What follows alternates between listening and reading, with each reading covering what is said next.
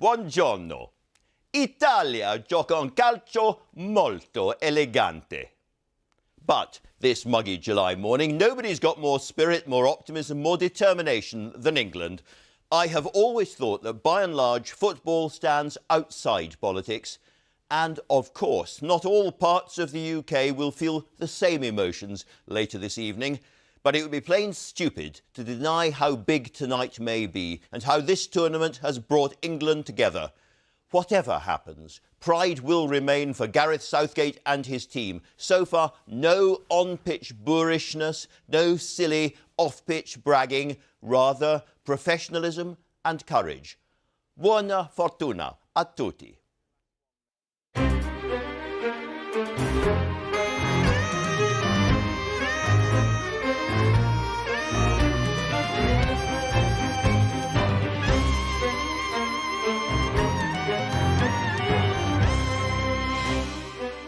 Today, we'll hear the very latest from the heart of the England camp from the Football Association CEO, Mark Bullingham. And because we're also at a crucial moment in the long struggle against COVID, I'll be talking to the Vaccines Minister, Nadhim Zahawi. To help you calculate how at risk you may be, I'll be joined by the Senior Government Advisor, the statistician, Sir David Spiegelhalter. And since he's a numbers and probability man, we might even mention the football. And with big questions ahead about school bubbles and the vaccination of children, I'll also be talking to Labour's Shadow Education Secretary, Kate Green.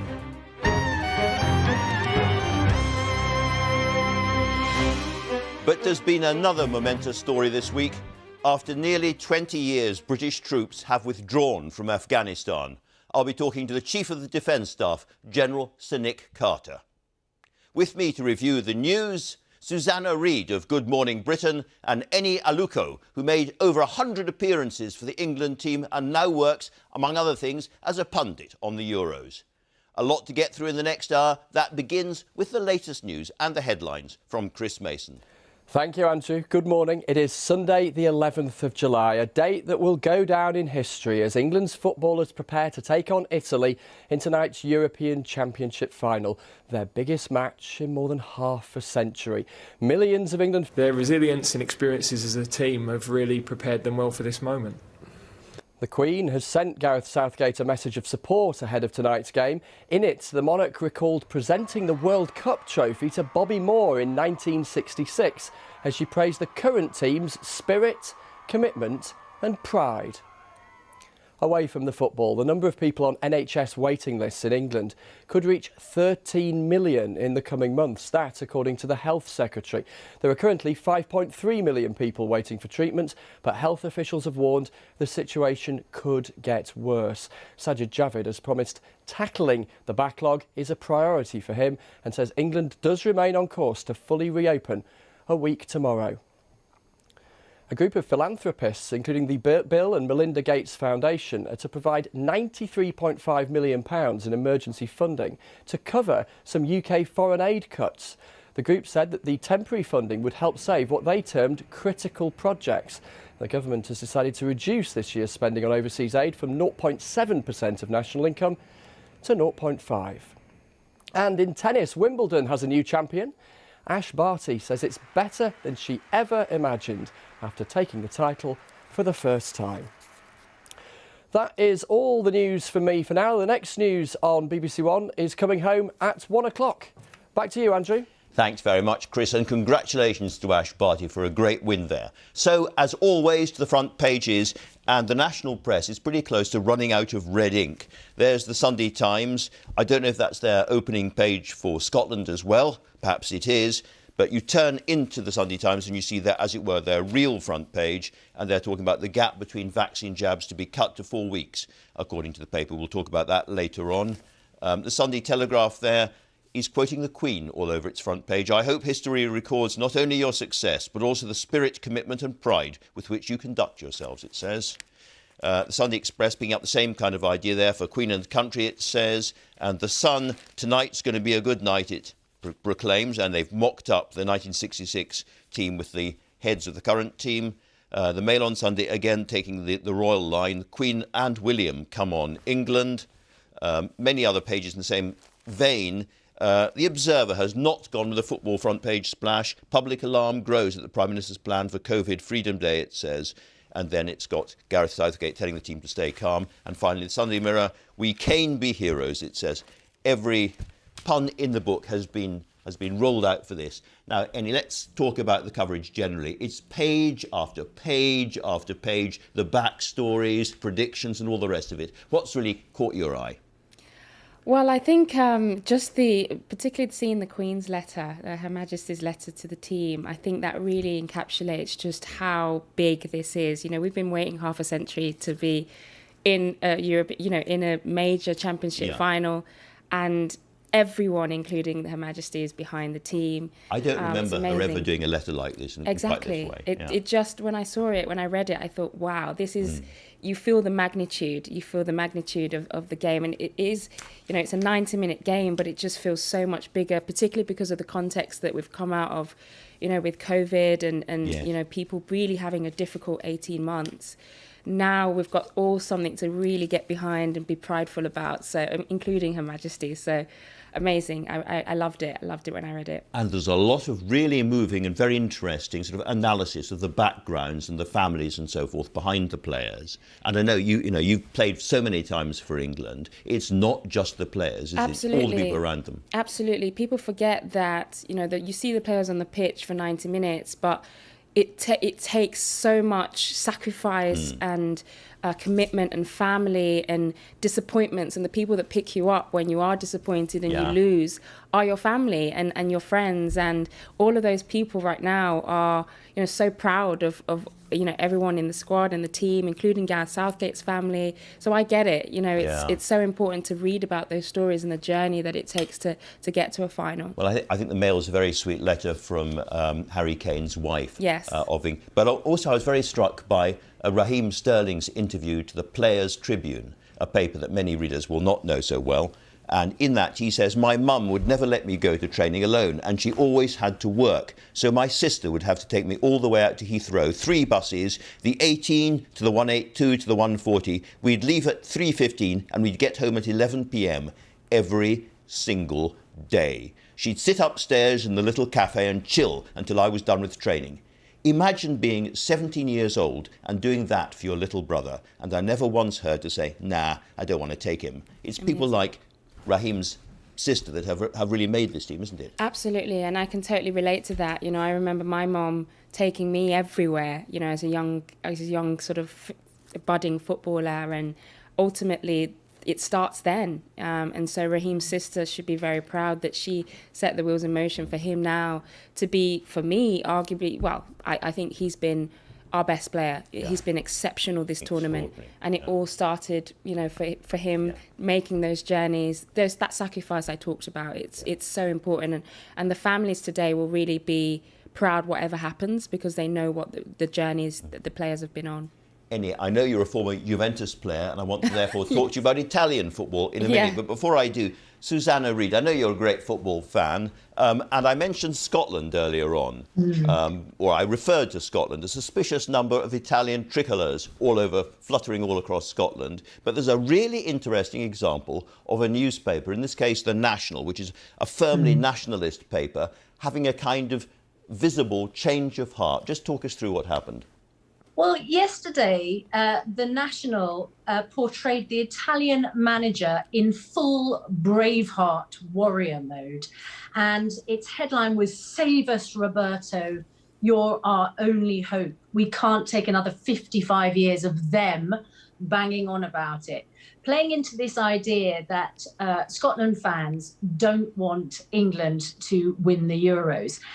Today, the paper, the Sunday edition, is in a slightly more reflective mode. I know that a lot of people were upset yesterday about that front page, because there was that sense of, you know, this England squad, this English team represent actually the best of British, you know, unity, togetherness, connectedness, community, the sort of sacrifices that Annie was talking about that families make.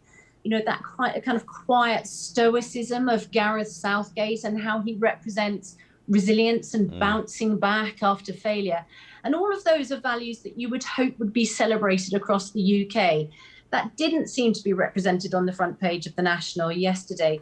But today, in a much more sort of thoughtful piece by one of their commentators, it says, so rather than hold on to grudges, today we should reflect on the best of football, our friends and neighbours and ourselves. Let's reflect on this moment of England's dreaming, the articulation of a modern, cosmopolitan, progressive, multicultural, hopeful England. Isn't nation that nice to read?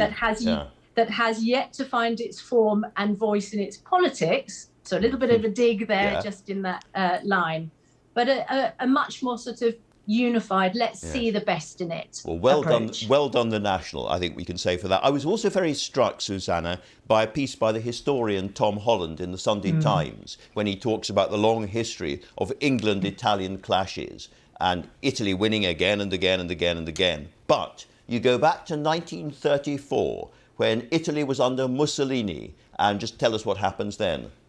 Yes, well, for every England fan who says football's coming home, there is, of course, an Italian fan saying football's coming Rome. And this piece by the historian says, on the one hand, Italy have never lost to England in a tournament. Their last defeat to England in a qualifier was 44 years ago. But as you say, if we go back to 1934, apparently there was a match so bruising that it came to be known as the Battle of Highbury. It was an England team defeating Italian opponents who had each been motivated by a promise by Mussolini of an Alfa Romeo if they won. Unfortunately, it wasn't motivation enough. And that was the England team that triumphed on that occasion. And he concludes his piece by saying that we have a score draw in terms of history because the English invented football. The Italians reflect that not only were they the first to build stadiums in England, but of course they founded London. There's only one way to sort that out, he says, and that's penalties. Oh, no, not penalties. Now, Eni, I mentioned you played for Juventus. You know this Italian team a bit. How similar are they to the England team? They're similar. I think the attacking players are very good. The front three for Italy, the likes of Immobile, are very, very good. Insigne is a forward. I think that the strength of the Italian team, and I know them well from my time at Juventus, is the two centre halves, Bonucci and Chiellini. They are absolute, monsters. They're such rocks for their team. So I think Harry Kane's going to have a really good game today to get through because those guys are, for me, arguably the best in the world. And I know at Juventus, defending what is Italy's strength. And we've got to remember, Italy have not lost in 33 matches. They're on an unbeaten run of 33 games. That's quite an awesome record. That's a lot of games. Scary record. Yeah, so England have to be at their best today. I thought it was interesting what Gareth Southgate said yesterday when he said, actually in a final, you just have to find your normal level. Not get too kind of high. And I know from playing in finals, it's all about normalising the occasion. So that's going to be hard to do at Wembley, but it's going to be a tough game. Certainly is, Henny. Thank you very much. Susanna, away from the football, some very interesting stories about the vaccine rollout and cutting the gap between two vaccines for younger people. Well, as we hurtle towards what has been dubbed Freedom Day on July the 19th, there is concern about the number of people who still have not had their second vaccination. So the government is apparently asking the Joint Committee on Vaccination and Immunisation to advise on whether the gap between first and second doses could be reduced from 8 weeks down to 4 weeks. Now, of course, one of the things that might incentivise people to get their second vaccination is that you may get the green light to go on holiday, because there are a certain number of countries who require adults to be double jabbed before they can go away. Or, of course, if you go to an ambulance country, you'll be exempt from quarantine if you come back if you're double jabbed.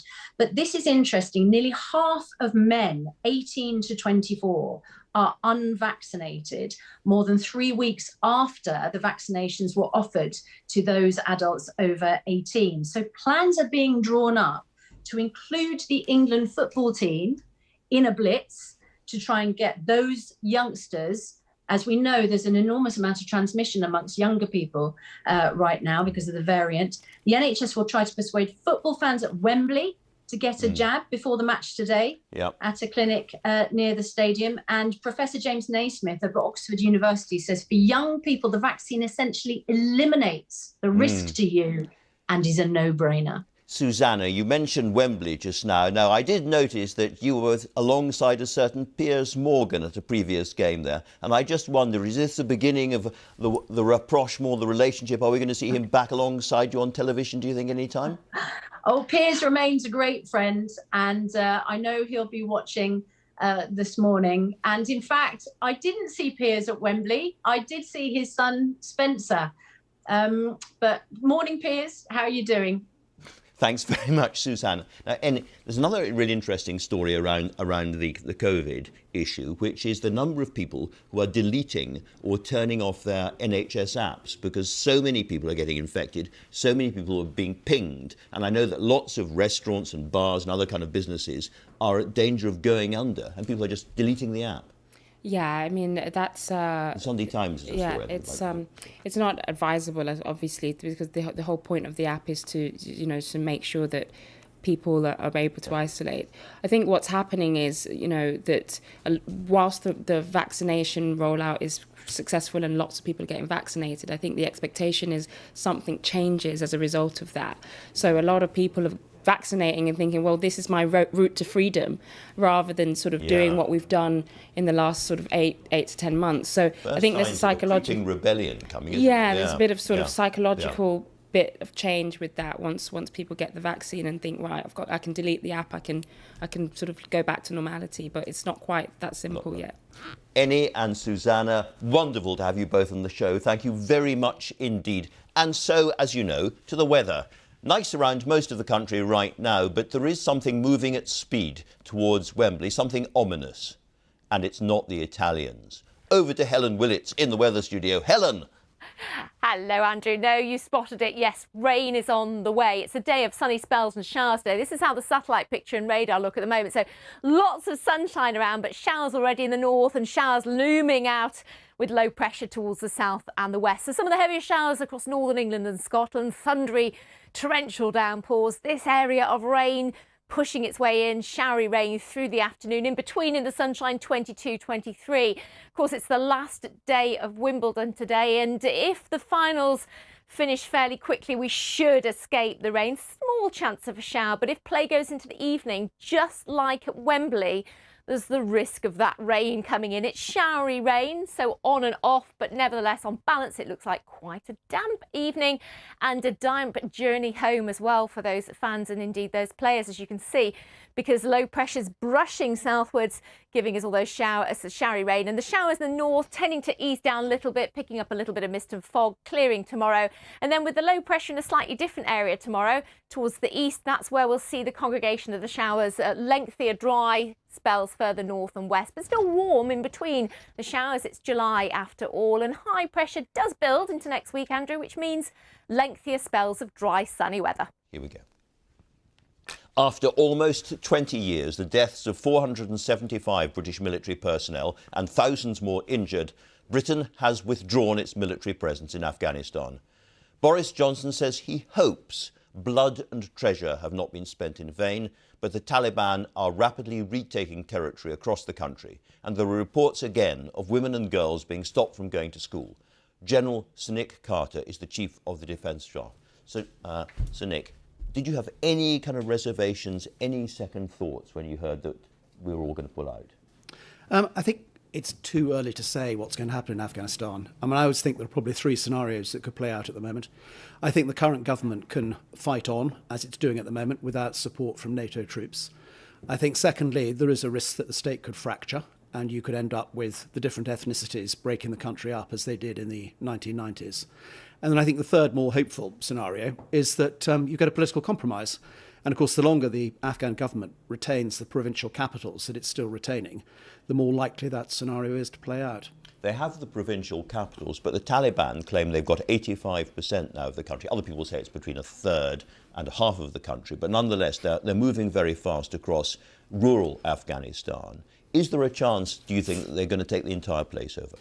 Again, I think it's too early to say, but what I would say is that the Afghan government is pursuing a very sensible strategy of consolidation at the moment. They're not going to fight for every rural area because they don't need to. What they need to do is to retain the provincial capitals, the wherewithal to supply those provincial capitals, and therefore control over the majority of the population who are now increasingly urbanised. And I think the challenge the Taliban have got is, can they govern as much of those rural areas as they've now got?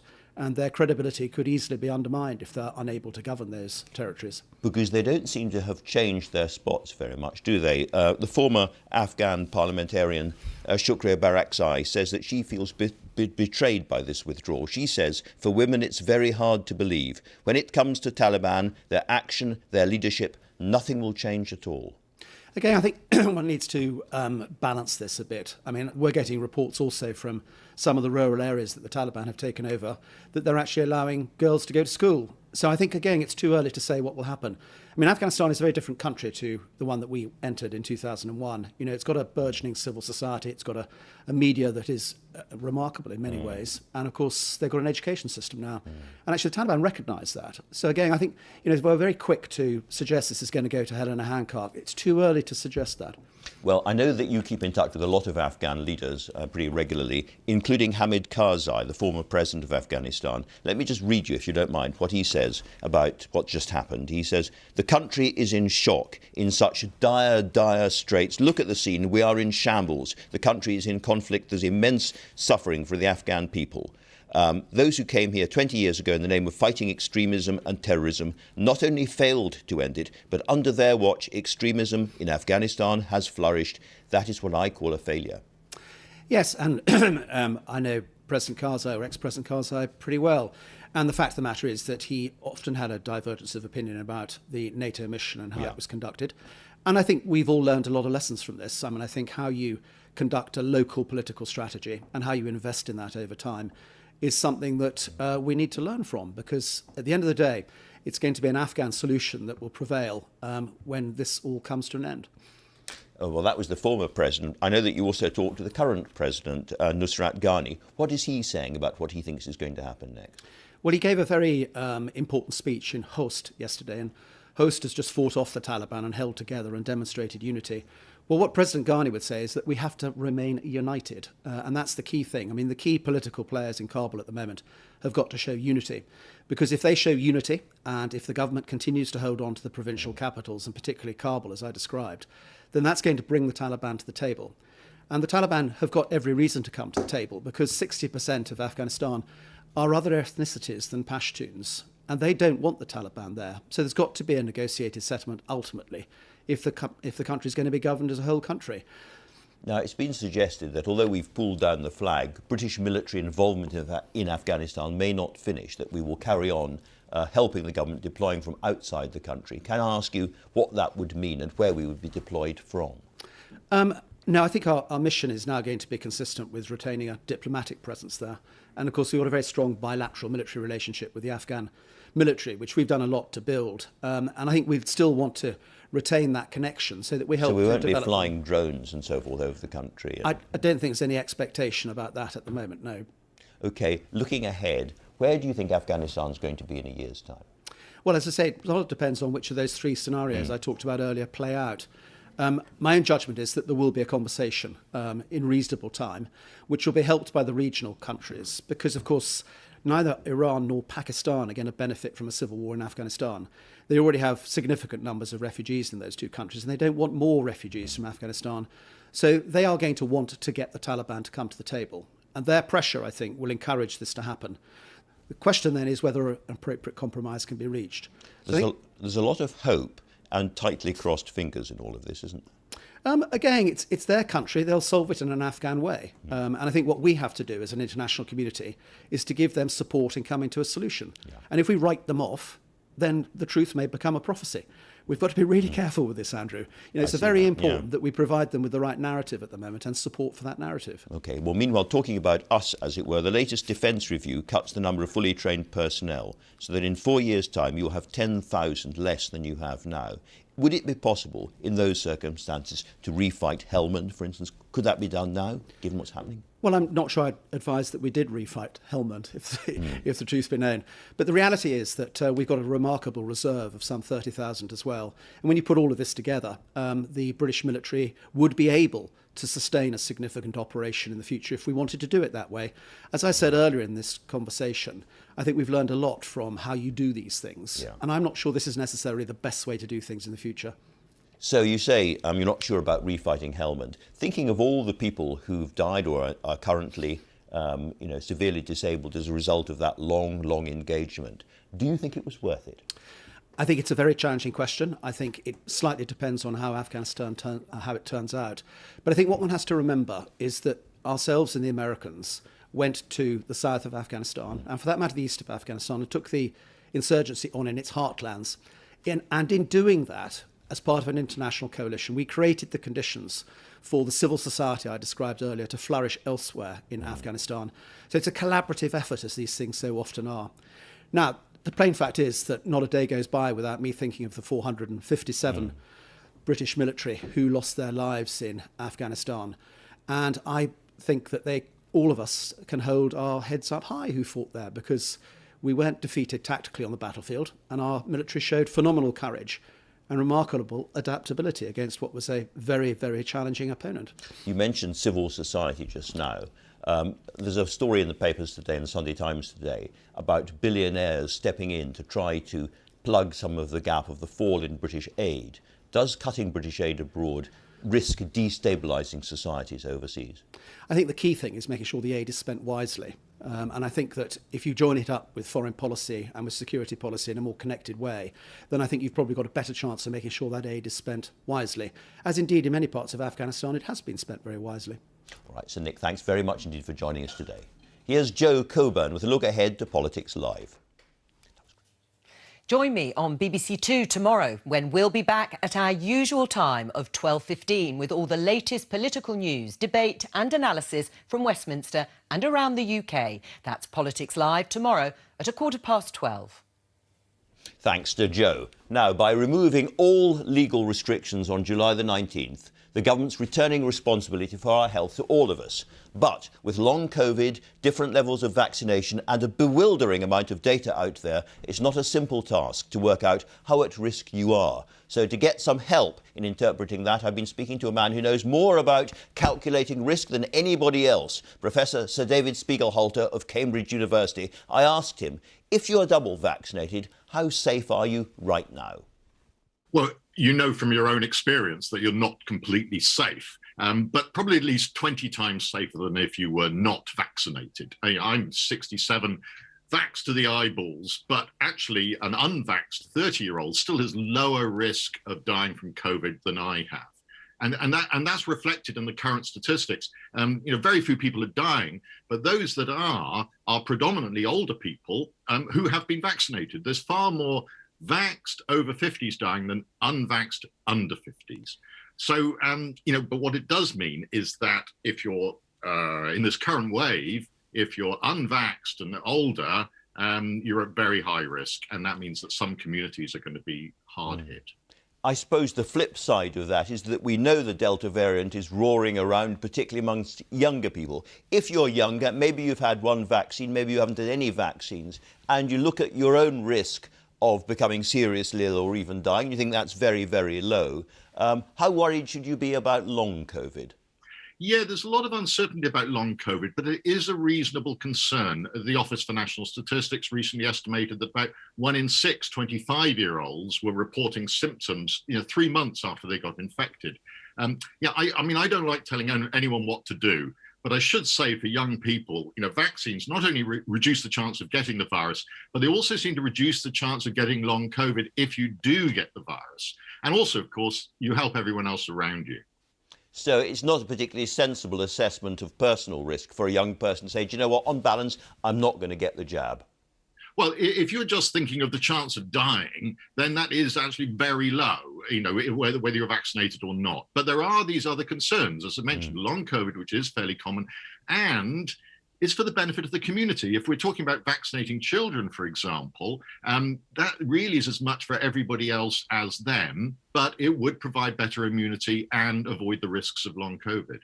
Looking at the graphs and at previous waves of the disease, we read the Health Secretary, the new Health Secretary, has predicted up to 100,000 new infections a day at the peak. Is that the kind of number that you're thinking about, and would that be the peak? Well, I mean, I'm not building the models, and the government will be looking at masses of models that are being produced. But frankly, unless tomorrow an immediate lockdown is announced, which I think is pretty unlikely, there's bound to be a big wave of cases coming up. Absolutely inevitable. It was predictable right from the start of the roadmap announcement back in February. Of course, it's been made worse by the Delta variant. And I would guess that, 100,000 a day is quite possible. And relaxing everything at once on July the 19th will only make that more likely. But these will be, mainly young cases. The average case is now 25, and there's about a quarter as many over 65s getting infected as there were when we were last at this level, which was around about mid-December. So that leads, of course, to the next question, which is about hospitalisations. I think there's around 460 a day, which is quite a lot higher than the government originally expected. So if we get to 100,000 cases a day, what are we talking about in terms of hospitalisations in the NHS? Yeah, it's interesting because the hospitalisation rate as a proportion of cases, say a week before, has dropped a lot. It used to be in the second wave, it was about 1 in 10, and now it's about 1 in 40 because the cases are so much younger. But that would mean that 100,000 cases, if we got there, would be maybe 2,500 admissions a day. That's very high. It's considerably lower than the peak in the second wave. And as I said, they would be younger, less severe, the shorter stays. So the actual numbers in hospital would still be well below the second wave peak, even if we did hit that 100,000 a day. But of course, it's very disruptive having COVID cases, and there would, of course, be a lot of bad outcomes. But I guess the judgment is that it's better we do it now than in the winter. Sure, and it is a very, very difficult judgment. But we're hearing quite a lot of concern from inside the NHS about those kind of numbers and whether it's possible to, for instance, start to clear the backlog of cases, start to deal with the cancer and all the rest of it, and deal with 2,500 cases of COVID coming in every day. I think that would be a real challenge for the NHS, and actually made worse hugely by the fact that over the summer, again, I think it's inevitable that millions of people will be told to self-isolate, either by being pinged by the app or through NHS Test and Trace. And there's already just been an announcement that vaxxed NHS staff, may not have to do that, because otherwise it's not just the NHS, but in everything we're doing is going to be massively disruptive because of the self-isolation rules. Actually, few people told to self-isolate actually have an infection, and especially if they're vaxxed. And so I do think it makes sense to get this in proportion to actually what are the benefits of this massive disruption. But what we also know from a Sunday Times poll and from a lot of anecdotal evidence is that many, many people are simply deleting or disabling the app to avoid being pinged and keep their businesses or their work going. Yeah, I'm not going to comment on whether I think that's a good or bad thing to do. I would just say that we've just, you can do some calculations that show that if you're vaxxed and you're pinged by the app, very low percentage you've actually got the virus. That's very interesting. Now, let me turn to another really important issue, which is that you are one of the country's leading statisticians. So what is the chance of football coming home tonight? Oh, goodness me. I don't know anything about football, but I can just go onto the betting sites, and it looks slightly in England favour, but, really roughly 50-50 is about the odds at the moment. It's like flipping a coin, but I hope the match is going to be a bit more exciting than doing that. I'm sure it will be. Sir David, thanks very much indeed for joining us this morning. Thank you. And I'm joined now from Salford by Labour's Shadow Education Secretary, Kate Green. Kate Green, welcome. You may have heard Sir David Spiegelhalter there saying that we could be hitting 2,500 cases of hospitalisations per day at the top of this wave. Given all of that, is Labour still comfortable about the reopening going ahead in a week's time? Well, we do want to see the reopening on the 19th of July, assuming that the final data that I think we're due to see this week confirm that that's the right thing to do. But the indications are that that will be the case.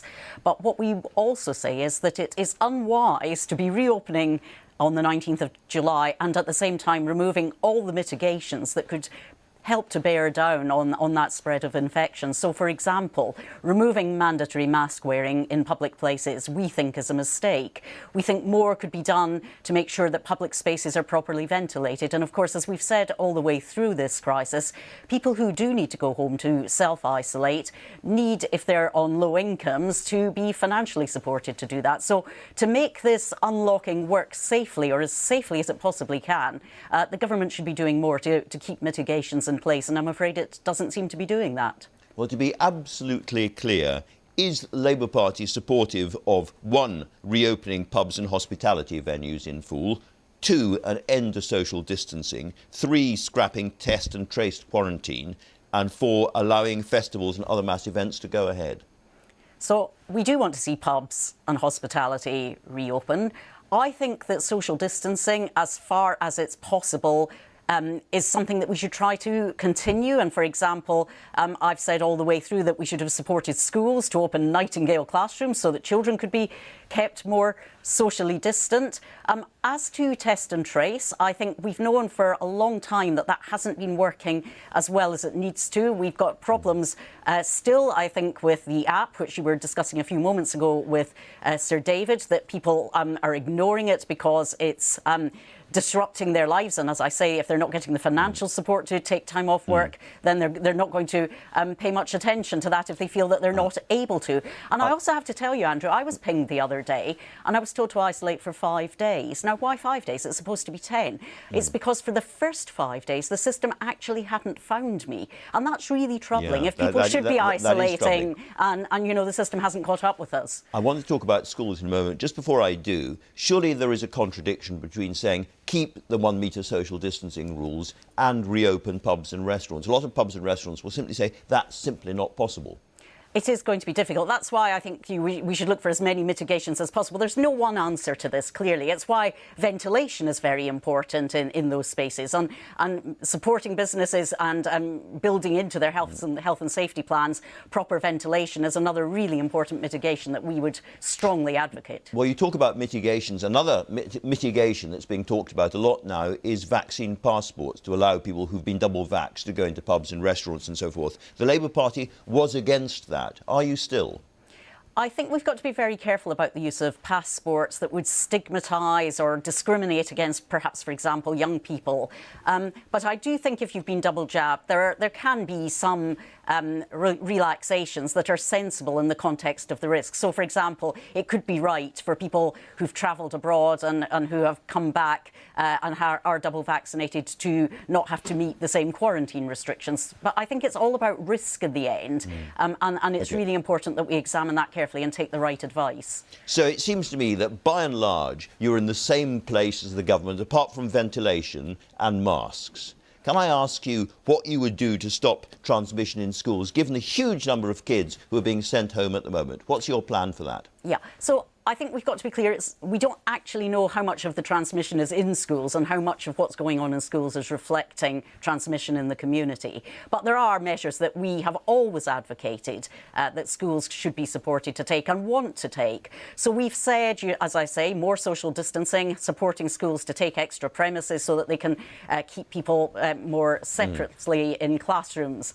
We've talked about mask wearing. The government has now removed the requirement to wear masks in schools. But this is surprising. When masks were required in March and April, infection rates were lower than they are now. So we're asking the government to publish the advice it's received and the evidence it's looked at. And we've also, I think, got to bring in the testing in school that was started at the beginning of the year and very quickly abandoned. We know that only 1 in 5 children is being tested at home. That's not good enough. Let's get the testing back in school, but support schools with the resources to do that. All right, Kate Green, thanks very much indeed for talking to us today. Thank you so much. Now, I don't need to tell you that there is a big game tonight. I can now take you right to the heart of the England setup because I've been speaking to Mark Bullingham. He's the boss of the FA and he's in regular contact with Gareth Southgate and the team. The mood in the camp is very calm. They're aware of what a fantastic opportunity this is. They're aware of the excitement throughout the country, but the mood in the camp is calm and they're looking forward to it. So, how are they managing to stay calm, given the rather obvious lack of calm everywhere else? I think one of the things that Gareth has managed to do with the support team is built a really strong environment. There's a fantastic band of brothers feeling, there's a fantastic togetherness, but they've also created a really strong resilience there. They're fully supportive of each other, and as I say, they're looking forward to the opportunity. And what about Gareth Southgate? I know you've been talking to him. What's going on, do you think, behind that calm exterior? What's bubbling away? Well, he's genuinely calm. He is one of the calmest people in the country. It will be a tough game, but we're going to give it a good go. Do you think there's something special about this team that goes beyond football? I do. I think they're a fantastic group of people that we're very proud of. I think what they've done on the pitch has been fantastic. And clearly, getting to the final of the tournament the first time in 55 years, an amazing achievement. But I think it goes beyond that. I think there are some individuals who have driven social change, have been incredibly supportive of charities. And as I say, we're proud to have them as our team. It's been a really tough few years for everybody. Is it too much to say, do you think, that Gareth Southgate has begun to bring a divided country together? Well, I know that Gareth would probably resist the individual accolades, but I do believe that he and the team have given such a positive feeling to the whole country and really brought the country and communities together, hopefully as we're starting to emerge from what has been an incredibly difficult 15 months for everyone. Now, one of the controversies has been the booing of national anthems. What would you say to England fans thinking about booing the Italian anthem this evening? We've been really clear, we do not support that. We want them to really get behind the team, and they've been fantastic in so many ways, but get behind the team in the right way and support the team as we want them to. In terms of the result this evening, do you have any personal superstitions that might make a difference? Not that I'd share with you, Andrew, but I think most people in football have some superstitions in terms of wearing the same clothes and that type of thing, I'm sure. Now, it'll of course make a lot of people very, very happy, but what would winning the European Cup mean for English football and the FA in particular? It'd be fantastic for the FA, for the players, for Gareth and his support team, but I really think it'd be huge for the whole country as well. From an FA point of view, it would be fantastic in terms of getting more people excited about football, more people playing, more people volunteering, and we've got a brilliant infrastructure of clubs for them to come into. We've still got a bit of work to do on our pitches, and we're working with government on that to make sure that we have enough high quality pitches for people to play. But from our point of view, we can help get the country active and hopefully help get everyone fit and active as we emerge from the pandemic. Do you think we've got a good, clear chance now of winning the bid for the 2030 World Cup? We're doing a feasibility study at the moment to determine exactly that. We want to have a look at what our chance would be of winning. We know we've got some brilliant stadia. We know we've got brilliant heritage. We just need to work through what a bid would look like and what our chances of winning. But we wouldn't be doing that if we weren't serious. Clearly, all of us would love to see either a World Cup or another Euros in our country again at some point in the future. What would you say to people like the Tory MP Lee Anderson, who is apparently not watching this because the England team have taken the knee? Oh, we've been very clear on what taking the knee stands for. It's an act of equality. It is not a political gesture. And quite frankly, anyone who tries to position it in that way is wrong. Now, I suppose we all remember Gareth Southgate in 1996. This always ends with penalties, doesn't it? Well, we don't know about that. I think the team are so excited about the game overall. They know it'll be a tough 90 minutes. If it goes to 120 minutes, then we're prepared for that too. So let's end with a straightforward, easy prediction question. For the avoidance of any doubt, where precisely is football coming? Well, Andrew, obviously we hope for an England win tonight, and we don't care in what form it comes, but we just hope that we can win the trophy. Well, I hope very much that smile carries on across your face in the course of the day. Mark Bullingham, thank you very much indeed for joining us. Thank you for your time, Andrew. Now then, almost everybody accepts that reopening isn't without risk. But there are two kinds of risks. Earlier on, we spoke to Professor Spiegelhalter on the individual risk we all now have to manage. Now we're going to talk about the institutional risk that is there as well. In other words, will the NHS be under so much pressure that it will have to cancel things like hip replacements, GP appointments and even cancer surgery? I'm joined now by the Vaccines Minister, Nadhim Zahawi. Mr Zahawi, given where we are now, we know the Delta variant is running riot around a lot of the country. We know that hospital admissions are a lot higher than government predictions suggested they would be. Given all of that, have you any hesitations, moderations, changes or alterations to the complete reopening that we're going to see in a week's time? So I think it's worth just caveating next week, and the PM will say more on this on Monday, with the words of caution. Why do I say that? The big reopening happened on the 17th of May, which is why we're seeing the infection rates rise, because people can socially interact indoors, they can go to pubs and restaurants and cafes indoors. That all happened in May. The big difference is we are at almost 87% of all adults having one dose, and at 65% with two doses. We'll get to 66% by the 19th. So the fortification of the vaccination programme has allowed us to cautiously move to step 4, and the PM will say more about this. The guidelines will be very clear on things like mask wearing. There's an expectation of people to wear masks indoors, in crowded places, on public transport. There's both a personal responsibility and a corporate responsibility. So rather than governed by diktat, what we're saying is we move to step 4 cautiously. All the border controls and the stringent border controls continue. You're moving from must to please. No, we're moving from must to you are expected to wear a mask in indoor spaces, on crowded trains and elsewhere. That will help the whole country. The country came together, Andrew, for the vaccination programme. Right, we had 200,000 volunteers, 80,000 people volunteering to vaccinate, coming out of retirement and joining the effort. This sort of Dunkirk spirit. I want to harness that sort of Gareth Southgate spirit now to keep going and vaccinate. The ONS say we can get to 96% of all adults say they'll take the vaccine or very likely to take the vaccine. We're at 80. Almost 87%. All right, well, the own numbers that you just gave me just now suggest that a third of people are not fully protected at the moment. And your message about it's important to wear masks in lots of places is not the same as other ministers who said we're going to rip the masks off, that's it, it's all gone. So there's a change of tone there. But let me turn to the vaccine rollout itself, because we've got a graph here which can show us what's been going on.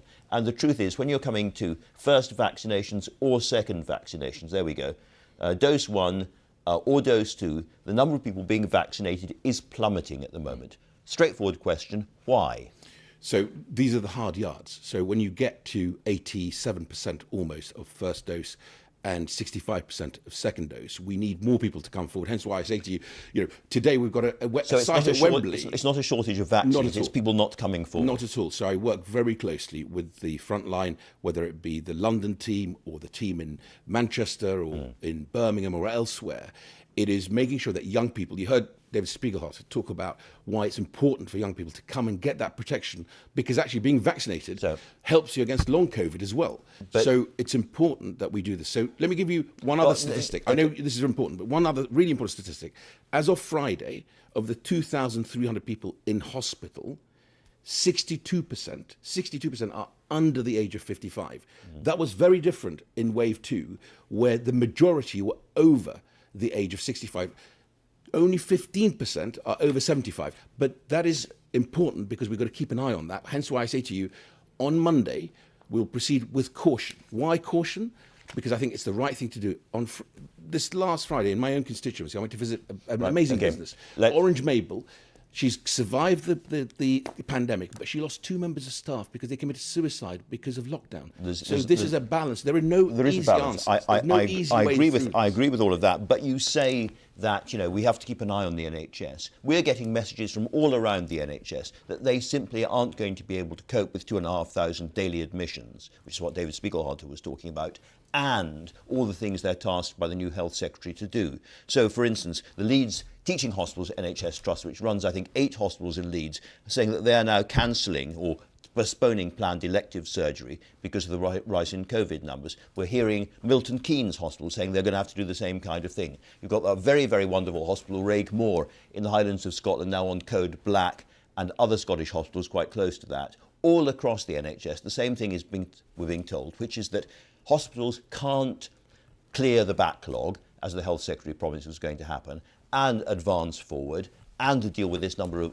COVID cases. So there are really, really hard choices coming. You're absolutely right. So one of the things that we've done, obviously, you've got the vaccination programme, but we're already planning, the NHS is planning for co-administration of the COVID boost starting early September with flu, because we've had very little flu circulating in communities because of the lockdown. So one of the big risks that I and others worry about is in a bad flu season, you could see 20,000 people dying. So the NHS is already making that preparation. Let me just finish this point. That's one part of it. The other part of it is we've put £1 billion to the NHS to be able to deal with precisely the point you make, which is the backlog, and they're looking at ways of making sure that they try and clear that. If it comes to it, which it might well, would you prefer to see elective surgeries cancelled or postponed, or reintroduce restrictions? Well, so which, as I say, there are no easy decisions here. I think we're doing the right thing here in the sense that we are cautiously proceeding. You'll see in the guidelines being published next week that we are very clear in the guidelines about indoor spaces, mask wearing, all these things. But I don't. But it's a balance. Don't get answer to my question. I'm absolutely going to get to it. It's a balance. The NHS, I think, can deal with this cautious but pragmatic reopening of the economy because there are equal pressures on the NHS. Even if that means elective surgeries being postponed and cancelled. No, but flip it the other way, Andrew. The I can flip it the other way, but I'm just asking which side you come down on. I'm going to say to you, Sajid Javid, in his Sunday Telegraph interview, quite rightly talks about up to maybe not 5.3 million, up to 13 million NHS backlog that needs to be cleared. The way you do that is to make sure you not just make the resources available, but also be able to cope with COVID and flu. And that is what we're doing. And you're sure it'll be all right, are you? Well, are you sure it's going to be okay? I think the vaccination programme at 86, almost 87% with first dose, 66% with second dose, being cautious. The nation came together, Andrew, and literally rose to the challenge and vaccinated, right? I think the nation will come together and be cautious and be responsible. All the polling evidence I've seen is people will be smart about how they protect themselves by getting vaccinated, but also protecting their communities and their families. So this is all about us taking more personal risk, more personal responsibility. And for that to be the case, we have to be absolutely clear about how successful the vaccine programme has been that you've been running. So let me show you this. By one of the government's absolute chief advisors, Mr. Valens. He says this. In cases and hospitalisation, but it's a weakened link, not a completely broken link. So he says it's a weakened link, not a completely broken link. Do you agree with that? Yes, I do. Absolutely. Okay. I know what you're going to say. You're going to show me the PM saying exactly. Well, let's hear him. Let's hear him. At the press conference, he said the same thing. Let's hear him at Prime Minister's questions. This is really matter. Andrew. So was he wrong at Prime Minister's questions? No, but look, at the press conference, here we are. The PM said the same thing. Clear that we have severed the link between infection and serious disease and death. Severed the link. We talk a lot about the Prime Minister and words and so forth, but that is wrong, isn't it? We have not severed the link. Well, I watched the Prime Minister at that press conference that you just showed. But that wasn't the press conference. That was the House of Commons. We have severely weakened the link between infection rates. So at the current infection rates, if this was without the vaccination programme, we'd have 500-600 people being in hospital. So Nadhim Zahawi, the Prime Minister, was wrong, wasn't he? So what I'm saying to you is the Prime Minister agrees with his Chief Scientific Advisor and his Chief Medical Advisor that we have severely weakened the link through the vaccination programme. Did he mislead the House of Commons when he said the link had been severed? No, I think, look, we're dancing on the head of, a pin here. We're not. It's severed. It's not true. No, we're dancing on the head of a pin. What the PM is saying, and he looks at the data on a daily basis, that if you look at where we are in terms of case numbers today and what is happening in hospitals, it's a very different look. I just gave you the number. Well, you did, but this is really important because people are going to have to make choices themselves. And we see the number of case rates shooting up and we see the number of hospitalisations rising quite fast as well. So if people think that the link has been severed, they will behave in one way. And if they don't think it's been severed, they'll behave in another way. This is not a kind of irrelevant heads of pin thing. This is quite important. And I say again, the Prime Minister was wrong to say the link has been severed. Well, I would go back and say to you, in the press conference. I'm just asking for a yes. No, but Andrew, I know what you're asking for. Ultimately, the Prime Minister agrees with his chief scientific advisor that we have severely weakened that link, and you see it in the numbers. We have to be cautious. On Monday, he will stand up at another press conference and will say we have severely weakened that link. Okay. And he will advise that people should take personal responsibility, but will be expected to, for example, wear masks indoors, in crowded train carriages, and elsewhere. I think your message is interestingly more cautious than something we've been hearing from other ministers recently. We have to be cautious. This thing is not over. You look at what's happening in France and in Italy and elsewhere with not the Delta variant, but the Beta variant. This is very concerning. Do we know how many nurses are currently self-isolating because they've been pinged by the app? So this is an important point, Andrew. The NHS frontline, if they themselves are satisfied that they're wearing the right PPE, the right protection, even if they get pinged by the app, they don't have to self-isolate. And the NHS actually implements that. And it's important just to make that point, obviously, to your viewers. Of course, the app was designed, Andrew. Is that a new policy? No, I didn't realise that. No, the NHS have always, if you're double vaccinated, because they were the first group we vaccinated with the residents of care homes and those who look after them, the health care workers on the front line were at the top of the list. I'm sorry to jump in, just on the point where I started. The app itself was designed in a world where no vaccines existed. Yeah. We now have 87% vaccinated almost. So we have to tweak and make sure we get it right. Just to go back to my original question, how many nurses are self-isolating at the moment? Because we're being told that some really serious effects on services across the NHS because of this. So do you have a number? So I don't have the number with me, but all I would say to you is the NHS, if the nurse or the doctor or any other frontline worker is wearing the right equipment, the right PPE, and they are double vaccinated, which they all are, then, or the majority are, I should say, not all, but the majority are, because the uptake has been so high, so 94% uptake of the double vaccination, then they don't need to self-isolate. Okay. Going back to the app, up and down the country, people are deleting the app or disabling the app in large numbers. The Sunday Times suggests really large numbers are doing this now. And that's partly because people running businesses and so forth, suddenly with the Delta variant everywhere, are finding that they can't run. Josh Roberts owns a restaurant in Newcastle, and he says this: it's a nightmare, borderline crippling, and making it very difficult to remain opening. On Friday, we had 2 chefs' track and trace notifications go off, which left us in an impossible situation. Is your message to him that your staff should keep their apps on and keep being pinged, even if that means his business going under? Because there are people up and down the country in the same position. So, look, I was, again, in my constituency, went to the Garrick Inn, and the app is fully operational. In fact, they don't let you in without you doing your QR code on there. The important thing I was sort of just alluding to is the app was developed in a world where we didn't have the vaccines. We now are at 87% almost with one dose, 66% by the 19th with 2 doses. So Josh Roberts should see his business go under. No, what I'm saying is actually, I looked at this morning, 25 million downloads of the app have taken place. That is, in anyone's tech book, is a big success story. So one other big... It will continue, but we have to tweak it in a world of, where we're getting to 87, 88, 90, I hope, beyond percent. If we harness the England spirit, the Southgate spirit, we get everyone vaccinated, then we'll get there. One last question. Are you going to reduce the amount of time between the first and second vaccinations for younger people? So the Joint Committee on Vaccination and Immunisation looked at this. If you remember, they reduced the time from 12 to 8 weeks for over 50s, then over 40s, then all adults, as the Prime Minister announced on Monday, that all adults will get their vaccine with 8-week interval. That is clinically, in real-world data, the best interval for the highest level of protection. But the JCVI review this all the time. So we're not changing it at the moment. They look at all this, as they look at vaccination children, for example, and when they advise us, we'll follow their guidelines. Mr. Zahawi, very interesting as ever. Thank you very much indeed. That is all from me. Thanks to my guests and to you for watching as ever. We leave you with the Coldstream Guards. And can I just say, may all of you have a memorable, successful and happy evening.